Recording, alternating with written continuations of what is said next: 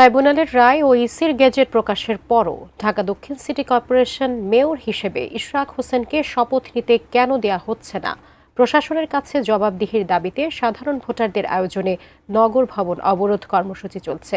সেখান থেকে যুক্ত হচ্ছেন সহকর্মী নাজিয়া আফরিন, তার কাছ থেকে জানবো বিস্তারিত। নাজিয়া, নিশ্চয়ই আপনি আমাকে শুনতে পাচ্ছেন। কি অবস্থা সেখানে বিরাজ করছে এই মুহূর্তে? এখানে যারা আন্দোলনরত অবস্থান রয়েছেন তারা বেশিরভাগ ওয়ার্ডে কমিশনার হিসেবে কাজ করছেন অথবা সাধারণ যারা ভোটার রয়েছেন তাদের দাবি হচ্ছে যে ঢাকা দক্ষিণ সিটি কর্পোরেশনের মেয়র হিসেবে ইশরাক হোসেন যখন গেজেট প্রকাশ হয়েছে নির্বাচন কমিশনের পক্ষ থেকে বা যে আইনের মাধ্যমে যে তিনি যে বৈধতা পেয়েছেন, অর্থাৎ 2020 সালে যে সিটি কর্পোরেশনের নির্বাচন হয়েছিল সেই নির্বাচনে আওয়ামী লীগের প্রার্থী শেখ ফজলুল তাপস তাকে সে অবৈধভাবে এই ভোট চুরি করে মেয়র হয়েছিল। সেইটা চ্যালেঞ্জ করে, সেই ভোটকে চ্যালেঞ্জ করে ইশরাক হোসেন তখন একটি মামলা করেছে। সেই মামলার রায় এত বছর পর প্রকাশ হয়েছে এবং সেই মামলার রায়ে ইশরাক হোসেন মেয়র হিসেবে ঘোষণা করা হয়েছে এবং সেই অনুসারে নির্বাচন কমিশনের কাঠ ও পিভিসি ম্যাটেরিয়ালের সংমিশ্রণে তৈরি আধুনিক আরএফএল উডিডোর, কাঠের চেয়েও কঠোর।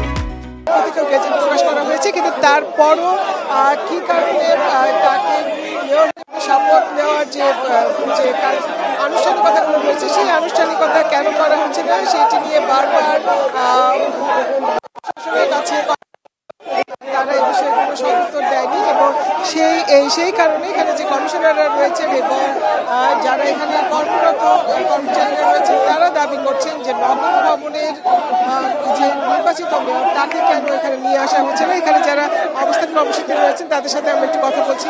আপনারা এখানে কেন? আমরা ঢাকা দক্ষিণ থেকে এই তরুণ প্রজন্মের খুব জনপ্রিয়তা নেতা ইঞ্জিনিয়ার ইশরাক হোসেন, তরুণদের বাংলাদেশের ভিতরে 1 নম্বর আছে ইশরাক হোসেন। সেই জন্য পুরা ঢাকা দক্ষিণের ভোটাররা তাকে সবথেকে বড় কথা সে আইনি লড়াইয়ে দিচ্ছে, তার শপথ গেজেটও হয়ে গেছে। তারা কেন বসাচ্ছেন এই উপদেষ্টারা? আমরা উপদেষ্টারা আহ্বান করব 24 ঘন্টার মধ্যে ইশরাক হোসেনকে শপথ করে নগর যদি না বসানো হয় ঢাকাবাসীর ভোটাররা তাকে স্বইচ্ছায় নগর ভবন নিয়ে বসাইব, সেটাই ঢাকা দক্ষিণের প্রত্যাশা।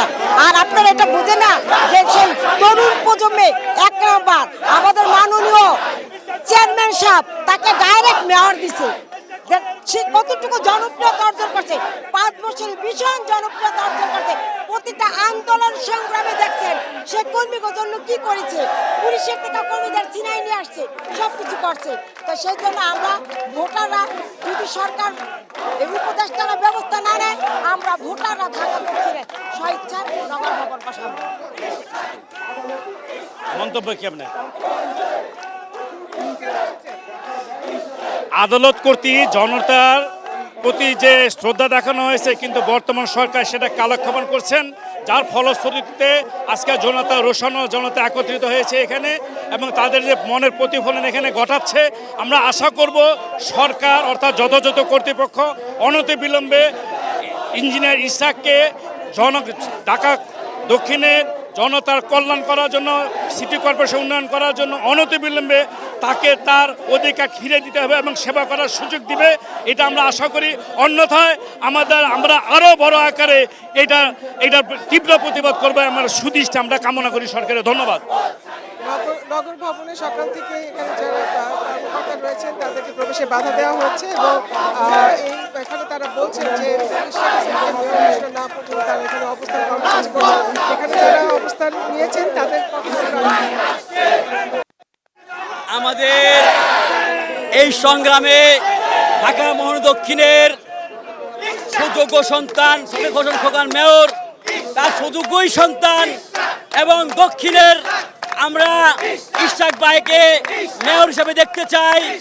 এটা ঢাকা মহানগর দক্ষিণের আমাদের একান্তবাসী, আমাদের একান্ত কাম্য। অবশ্যই এই নগর ভবনের পিতা ইশরাক ভাইকে অবশ্যই আমরা দেখতে চাই। সারা মহানগরের একান্ত দাবি, ঢাকা মহানগর দক্ষিণের আমরা চাই নগর পিতা ইশরাক ভাই ভালো লোক, অবশ্যই হাইকোর্ট রায় দিয়েছে, আপিল বিভাগ রায় দিয়েছে, আমরা পেয়েছি। ইনশাআল্লাহ জনগণের মাধ্যমে সেই সফল হবে আমাদের আকাঙ্ক্ষা, ভালোবাসা। এবং এটিএন বাংলার পক্ষ থেকে